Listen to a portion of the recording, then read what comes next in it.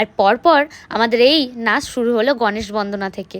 তো আমি গানগুলো দিতে পারলাম না, কারণ কপিরাইট আমার চ্যানেলে না খুব পড়ছে, পরপর শুধু কপিরাইট পড়েই যাচ্ছে।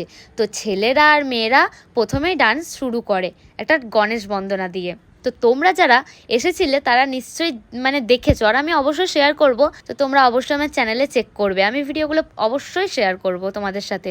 আমি চেয়ে নেবো ভিডিওগুলো যারা করেছে তাদের কাছ থেকে। তারপরে আর এইদিকে আমার অবস্থা দেখতেই পাচ্ছ, ঘেমে একাকার, কারণ সব পরপর নাচ ছিল, তো এবার পরপর রেডি করাতেও হচ্ছিল। তারপর আমি শেষে একটু টাইম পাই, তো তারপরে আমি তোজদার কাছে গিয়ে মাইকের ওখানটায় যেখানে সাউন্ড হচ্ছিল ওখানে গিয়ে একটু বসি, কারণ যাওয়া আসা করতে হচ্ছিলো আমাকে বারবার।